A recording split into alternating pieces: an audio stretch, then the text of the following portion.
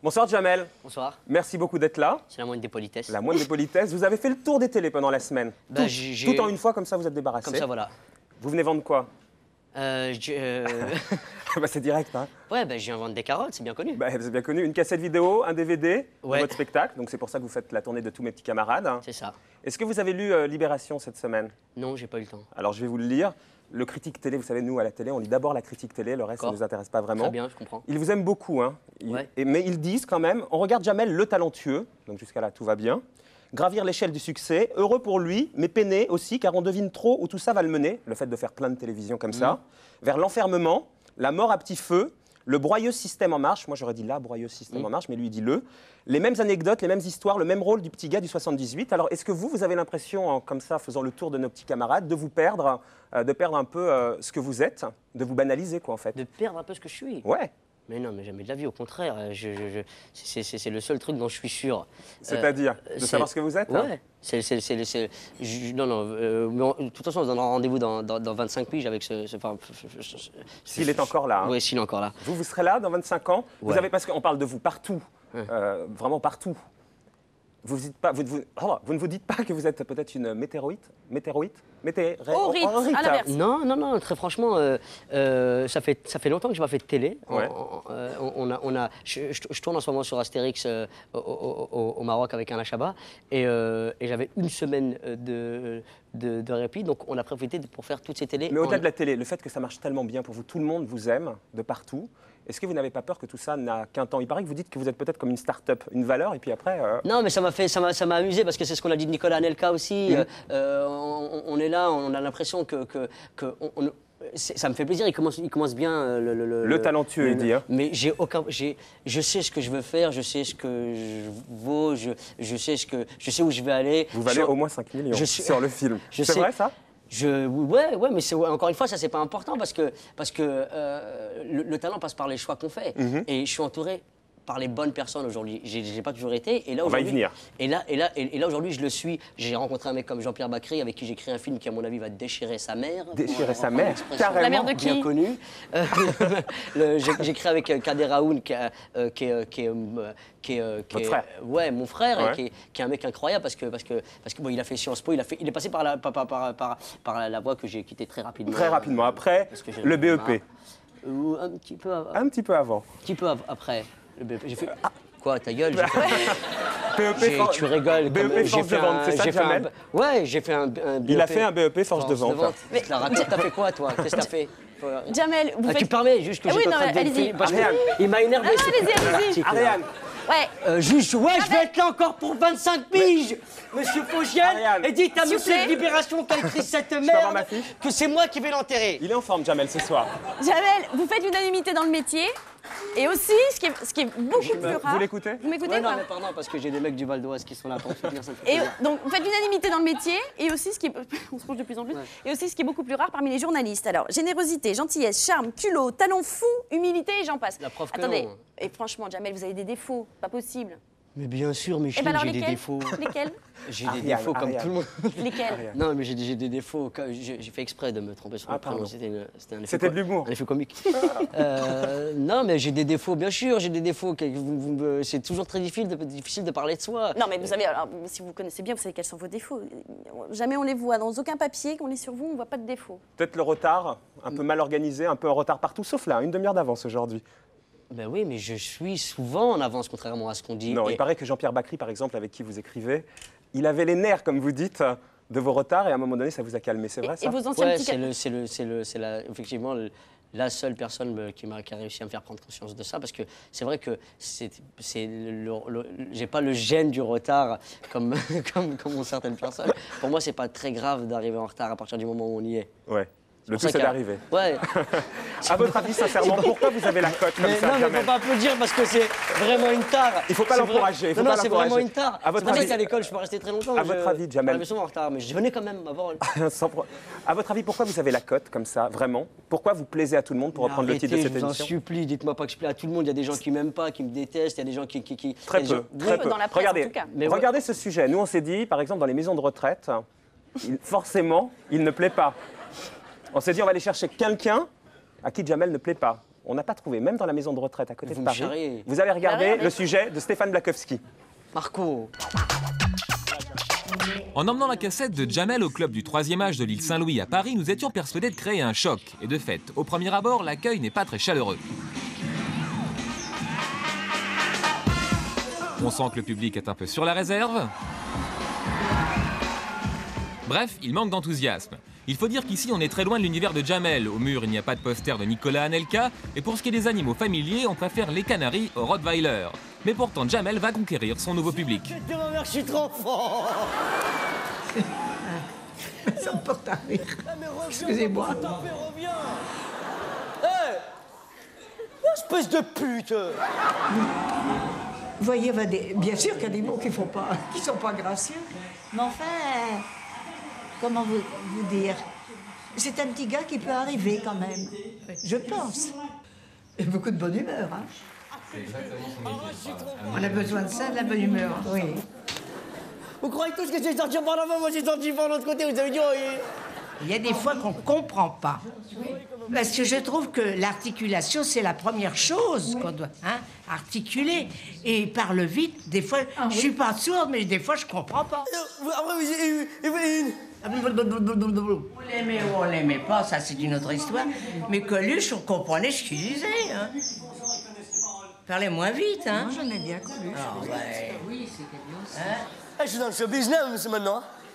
Ma parole, avec mes amis d'enfance, Lynn Renault, tout ça. Mais lui, il a été formé par qui, le petit, là? Il s'est formé un peu tout seul. Tout seul. Tout seul. Il Ah a bah, pris sur le tas. ah bah oui, il a peut-être un don, ce garçon, c'est pas pareil. Oui, il doit être il est J'ai ça. doué, c'est toujours quoi raconter. Ah bon, c'était un garçon qui raconte des histoires. Il n'est pas en panne, jamais. C'est ça. C'est un espèce de conteur, par le fait. Moi, j'appellerais ça un one-man show. Ah ouais, non, moi je parle français, un conteur. Mon père, c'est un vieux Marocain. Il est venu voir mon spectacle la semaine dernière et il m'a dit... Ah, Wuldi, tabarakallah alayk, ma andi ma nsa. C'est un arabe. Oui, bah ça n'a pas Je ne d'importance. reproche pas, attention. Hein. Non, ça n'a aucune Je importance. ne reproche pas d'être arabe. Mais non, ça n'a Parce aucune, que ça n'a rien à voir. Non, le est-ce soleil que- brille pour tout le monde. Est-ce qu'il a été accidenté ou alors comment qu'il est venu? Je ne c'est sais ça pas comment. Oui, c'est ça. Je ne sais pas s'il est né comme ça, mais enfin, c'est son bras droit, j'ai bien remarqué. Mais enfin, ça n'empêche pas de bien remuer et de danser. Hein. Il met un coup quand même. Qu'est-ce que c'est C'est ce qu'on appelle être marrant. Vous voyez Jamel, Elles même sont là-bas. trop mignonnes. Et elle vous regarde ce soir, il Eh ben, paraît. je vous embrasse, mesdames. Elle vous regarde. Elles m'ont touché. Bon, alors tout le monde sait à peu près d'où vous venez, de Trappes. On va pas faire du Zola, mais là-bas, c'était pas non plus l'Olympia, Ophélie Ouais. Winter et tout ça. C'est pas Ophélie Winter. Votre Si père, elle me j'ai lu ça. regarde, je la salue. Elle vous regarde peut-être. Votre père était très sévère, j'ai lu ça dans les différentes interviews que vous avez pu donner de vous, tellement sévère qu'il n'a pas, par exemple, autorisé votre frère, qui avait des qualités de footballeur, à faire une carrière professionnelle. Et vous, en revanche, il vous a laissé prendre ce chemin-là, alors qu'il disait que le monde du showbiz, c'était un monde de drogués et d'homosexuels, sans quoi il n'avait pas tort. Hein. Bon. Pourquoi, à votre avis, il vous a laissé faire ça et surtout, il aurait voulu que vous fassiez quoi? C'est la seule fois où je lui ai désobéi pour ma part. J'ai fait ce que j'avais envie de faire. Mais en même temps, j'étais vraiment poussé par ma mère derrière qui m'a fait vas-y, on s'en fout. Vas-y, t'inquiète. C'est vrai? Ça passe par l'autre côté, moi je ferai attention qu'il rentre pas par là. Mais lui, il voulait que vous fassiez quoi? Lui, il voulait que je travaille près d'un chauffage dans un bureau. Vraiment? Je te jure, c'est tout ce qui l'intéresse. C'est-à-dire que vraiment, pour lui, la réussite, c'est d'être dans un chauffage près d'un bureau à toucher 10 000 francs par mois. Parce qu'il n'a pas eu la chance de travailler près d'un chauffage et dans un bureau. Il travaillait dehors à balayer les rues ou il était travaillé à la RATP à balayer dans les métros. Donc il a vraiment pas eu cette chance-là. Et Pour lui, c'était l'ultime chance, c'était ça. Et votre c'était mère? travailler dans un bureau. Et votre mère? C'est elle qui vous a permis d'arriver là où vous êtes? Mon père et ma mère, mon père a beaucoup contribué aussi à ce que je suis aujourd'hui. Mes parents, je dois vraiment tout. S'il y a des gens, à qui je dois rendre quoi que ce soit, c'est vraiment mon père et ma mère, quoi, parce que c'est eux qui m'ont permis d'être là où je suis, quoi, c'est évident. À propos de votre mère, vous étiez cette semaine chez Daniela Lombroso sur LCI, en compagnie de sœur Emmanuelle, et vous avez eu un petit échange rigolo. Vous lui avez parlé de ses baskets, parce qu'en fait, elle Elle avait des pumas mortels. des trucs super mode. La tête de ma mère, des pumas, mais des années bissextiles, Et- de avant. Eh ben ouais, Et elle- récupérer, des baskets Et récupérées. des baskets récupérées. Il paraît qu'il vous est arrivé le même genre d'histoire Comment avec ça des baskets que votre mère vous avait offert. Racontez-la moi. Racontez-la nous, Jamel. Gaulez, Jamel. Non, mais je vais pas faire Cosette non plus, parce que j'ai eu une enfance formidable. Mais à côté de ça, c'est vrai qu'il y avait je vais me foutre la honte, hein, par contre, ce soir, mais j'assume, tout à fait. Alors, qu'est-ce qu'on se disait? Les baskets. Il y avait une association qui s'appelait, une dame qui s'appelait Madame Chavana, qui Allez, on se lance, mais qui passait, non, mais il faut que je raconte bien l'histoire, qui passait dans toutes les familles un peu plus aisées et qui récoltait des sapes et des fringues pour les donner aux plus démunis. Et mon père voulait absolument pas qu'elle aille chez Madame Chavana, et elle a quand même été chez Madame Chavana pour récupérer des affaires, pour qu'on puisse qu'on puisse avoir des affaires, parce qu'elle n'avait pas de quoi les payer. Et elle m'a apporté ma première paire de Reebok. Ouais. Et j'étais super content parce que cette paire de Reebok, c'était une paire de Reebok, elle avait déjà été mise plein de fois, mais je m'en foutais parce que c'était une paire de Reebok. Comme les Pumas de Sœur Emmanuelle. Voilà, exactement. Mais plus vieille encore. Encore plus vieille. C'est les Sœur Emmanuelle. Et j'étais flambé au collège, il y avait une fille que j'aimais bien, que je voulais absolument pécho. Pécho, choper, hein. Voilà, choper. Avec ses Reebok. Et je vais donc au collège voir cette fameuse fille. Je flambe en lui montrant mes Reebok. Elle me dit « mais ma mère, elle les a jetés la semaine dernière !» C'est une vraie histoire. Je te jure. Dur. C'est mes baskets que ma mère, elle a jetées la semaine dernière. Et alors, vous l'avez pécho? Et j'ai pas pécho. Vous l'avez pas pécho. Maintenant, comment vos parents, maintenant, ils vivent ce décalage entre ce que vous vivez et ce qu'eux, ils vivent? Ils comprennent là où vous êtes, la sphère dans laquelle vous êtes? Mais non, ils comprennent pas et j'ai pas envie de leur expliquer parce que c'est mieux comme ça. Et mon père, il comprend pas, il pense que je suis payé 20 000 francs par mois et que tout va très bien. Je peux pas lui expliquer ce que je touche aujourd'hui et je peux pas lui expliquer que je suis imposable. L'ISF. Ça n'existe, tu vois, c'est vraiment, ils comprendraient pas. Est-ce que ça complique le rapport que vous avez avec eux? Mais compliqué, mais jamais de la vie. Moi, mes parents, c'est mes yeux. Je veux dire, ça bouge pas, quoi. Ça bougera jamais. Et c'est pour ça que je pense ne jamais changer par rapport à ça et toujours tenir le même discours. Ce que je dis est vrai, je parle de choses que j'ai vécues dans mon spectacle. Et dans 25 piges, je parlerai de l'ISF, si je suis imposé sur l'ISF à ce moment-là. Vous êtes imposé sur l'ISF? Non, toujours pas encore, mais bientôt. J'y arrive doucement. Non, impossible. Non, mais c'est vrai, j'y arrive doucement. Croyez-moi pas. Non, impossible. Non, mais c'est vrai, mais alors, je raconterai mes amours avec Ophélie Winter. Ophélie Winter. Très bien. L'enfance, Ophélie Winter, c'était donc pas l'enfance qui était, disons quoi, c'était pas Cosette, mais c'était comment l'enfance? C'était mortel. Si demain, là, on me demande de revenir en arrière et de choisir d'aller vivre dans le 16 ou de revivre la même enfance. C'est le 16e arrondissement. Voilà. Exactement. 7, 8, ou d'aller vivre à Trappes. Vous retournez à Trappes. Mais sans aucune vergogne. Et vous retournez à Trappes, fêter le Ramadan. Surprise. Surprise, on regarde. On n'a pas vécu dans la misère, mais des fois c'était chaud, mais comme tout le monde. Je me rappelle un jour, il n'y avait plus rien dans le frigo. Mais quand je vous dis plus rien, c'est vraiment... Tu connais...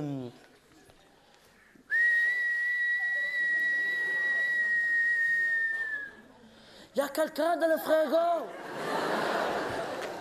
Non, il n'y a personne, va te faire enculer. Plus rien dans le frigo. Et ma mère, système DDV, démerde-toi vite, vite, vite, vite. Elle est arrivée comme ça dans le salon avec sa djellaba. C'est un sorte de bombers, mais long.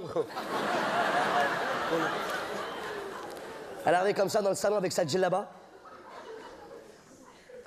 Ouais! Ce soir, c'est le Ramadan surprise! Allez! On est là, allez, allez! Les enfants! On va pas manger jusqu'à demain, il va dormir le soleil. On va voir qui c'est qui va gagner. Allez, tout le monde rigole. Allez, bon. Comment vous voulez nous arnaquer, ma mère, tout le temps? Alors, en l'espace de 2 ans, je passe du système DDV à une salle pleine au Bataclan. Alors, je voulais vous dire sincèrement, merci. Alors Jamel, votre père, il avait peur que vous tombiez dans un monde de cinglés, de fous. Aujourd'hui, on lit partout la génération de Jamel, le phénomène Jamel. Comment on fait? C'est quoi les garde-fous? Comment on se protège pour pas devenir cinglé, justement? je travaille essentiellement avec les gens que j'aime et qui m'aiment vraiment. Donc, dès que je pars un petit peu en vrille, ils sont là pour... Je pars rarement en vrille d'ailleurs, mais Kader Aoun est un mec très important et très influent pour moi. Mon frère Karim est souvent avec moi. Je travaille avec mon frère Mohamed aussi, qui est souvent avec moi. Ça me permet vraiment de... C'est quoi partir en vrille? C'est quoi la tendance de partir en vrille? Il faut se blinder contre quoi? Contre les prostituées de luxe et la drogue, par exemple. Ouais, c'est vrai, mais bien sûr, c'est ça. Ouais. Je ne veux pas venir habiter à Paris parce que je sais que tous les soirs, je serai au bain-douche sur une table à danser comme un malade mental avec 15 blondes. Et il faut pas... Parce que votre tendance naturelle, ça serait d'aller vers là. Et les garde-fous, c'est votre famille, les gens autour qui vous ramènent. Qui me tirent par les cheveux comme ça, je ne veux pas voir les blondes. Ouais. Et ouais, non, mais ça c'est anecdotique, mais vraiment, j'ai 25 piges, j'ai envie de m'amuser, j'ai envie de partir en vrille, j'ai envie de tout faire sauf me professionnaliser. Un mot sur l'épisode du mois de décembre, cette altercation avec la police. Sans rentrer dans le fond, c'était quoi le problème? Vous vous souvenez, on a vu votre entourage qui mordait la joue des gens qui venaient vous voir à l'hôpital. C'est pas mon entourage, vraiment ça c'est n'importe quoi, c'est une personne qui est venue me voir. Mais vous étiez mal entouré à ce moment-là? C'était ça ce que vous disiez tout à l'heure? Je pense que j'étais pas entouré de professionnels, pas mal entouré, parce que c'était pas des gens néfastes, c'était vraiment mauvais. C'est juste des gens qui connaissaient pas bien le métier, à qui j'ai fait confiance à un moment donné et qui n'ont pas pu répondre à toutes mes exigences. Et aujourd'hui, vous êtes recadré? Et aujourd'hui, oui. Il paraît que vous savez pas dire non. J'ai du mal, c'est vrai. Ça vous pose des problèmes? Ah ouais, vraiment. Parce qu'on est dans une, alhamdoulilah, comme on dit chez moi, grâce à Dieu, je suis dans une position super confortable aujourd'hui. Et quand les gens viennent me solliciter pour aller jouer dans des caves ou dans des MJC, je peux pas leur dire non. Je me vois pas leur dire non, mais je peux pas parce que je tourne sur Astérix. Alors je leur dis, on va essayer de voir avec Gérard Depardieu et Alain Chabat si c'est possible de venir jouer dans votre MJC, mais pour l'instant je peux pas vous répondre. C'est pour ça que vous changez de numéro de portable tous les 15 jours, Ouais, parce que vous filez votre numéro à tout le monde. Mais non, même pas, parce qu'on réussit à se le procurer, je sais pas comment d'ailleurs. Et surtout, ils comprennent pas les gens que je leur dis non, parce que quelque part je leur appartiens, je suis dans leur salon, je suis sympa, et dès que je leur dis non, tout de suite c'est mal pris, tout de suite je passe pour l'enculé de service. On revient à votre enfance. L'enculé de service, vous pouvez traduire? Enculé de service. On revient à votre enfance, à cet accident, la gare RER où vous êtes happé par un train, votre bras est happé par un train. À ce moment-là, comment ça se passe?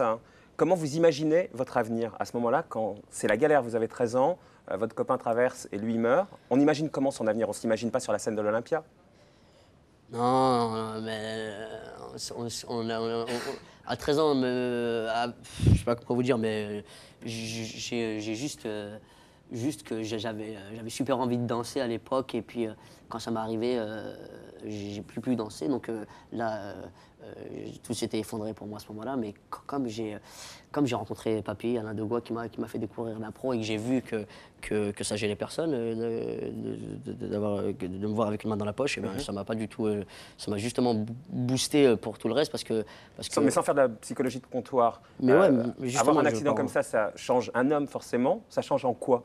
Ça vous booste, ça vous met la niaque, ça vous dites que vous allez récupérer autrement? Mais ce qui m'a mis la niaque, c'est pas ça, c'est plus de voir ma mère travailler chez Bouygues comme femme de ménage.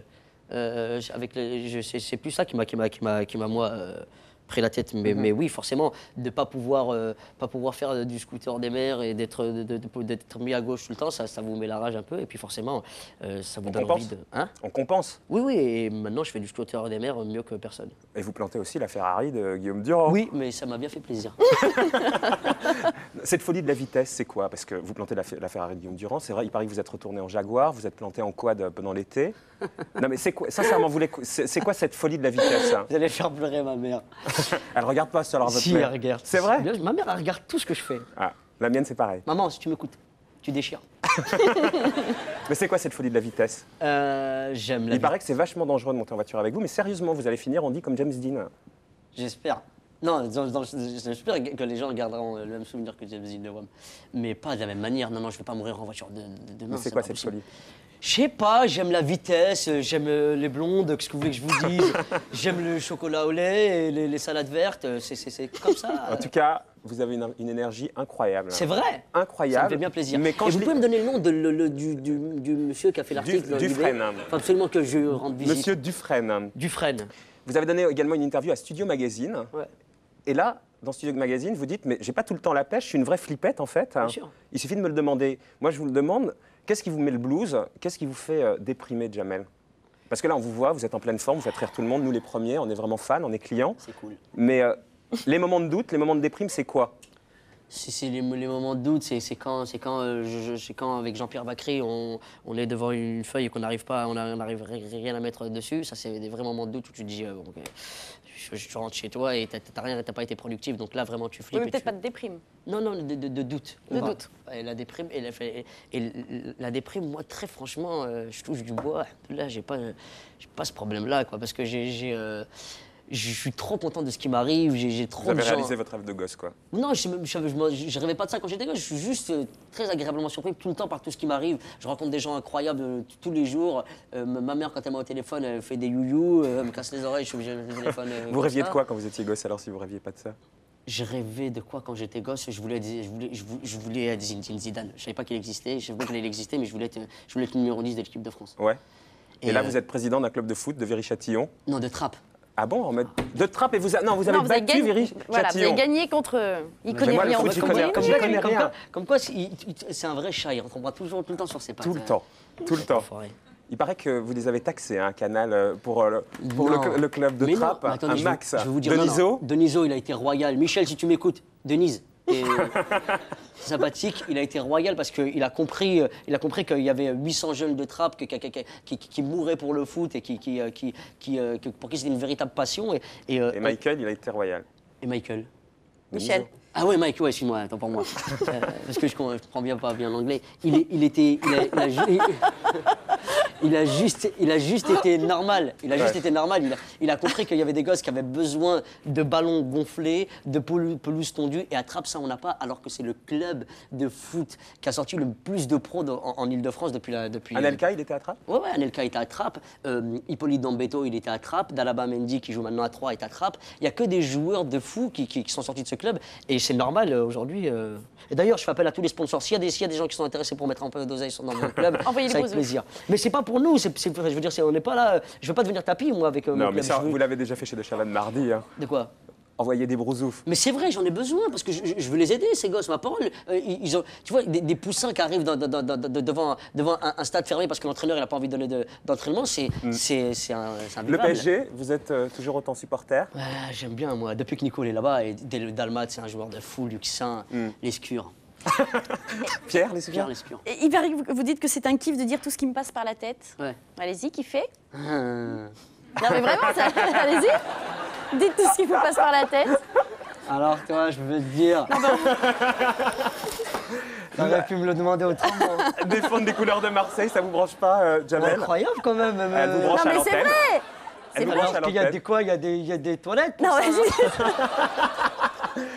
Elle est folle, elle. Elle est folle. Oh. Vous la faites rougir, regardez, elle est non, mais vous écarlate. dites c'est un kiff. Non mais attendez, j'ai lu dans un papier, c'est un kiff de dire tout ce qui me passe par la Oui, tête, mais mais oui. pas forcément à moi, à tout le monde. Ouais, mais d'accord, mais en l'occurrence là, vous m'avez regardé dans les yeux avec. Eh ben, je vais pas regarder Fogiel. en vous léchant. Oui, c'est vrai après tout. Défendre des couleurs de Marseille, je retombe sur mes pattes comme le chat, ça vous branche pas, non, l'OM? Ah, j'aime beaucoup l'OM. Vous aimez beaucoup l'OM? Ah ouais, franchement, mais j'aime beaucoup Marseille, j'aime beaucoup ce qu'il y a dans l'atmosphère qu'il y a dans cette ville. On va recevoir dans un instant un Marseillais qui est en colère. C'est l'un Pourquoi des patrons des supporters de Marseille. Vous avez vu qu'ils se font étendre, Marseille, régulièrement. Et ben, ce Marseillais, il demande, et comme beaucoup d'autres, le retour de Bernard Tapie. Ah, je comprends. Quoi, vous comprenez quoi? Je comprends qu'ils veulent le retour de Tapie, ils sont nostalgiques parce que Tapie c'était incroyable ce qu'il leur a apporté. Ils sont très en colère là-bas. Ils veulent le retour de Bernard, malgré les condamnations de Bernard. Ouais, mais c'est normal. C'est normal. Je sais pas si c'est une bonne idée, mais je trouve ça normal. D'accord.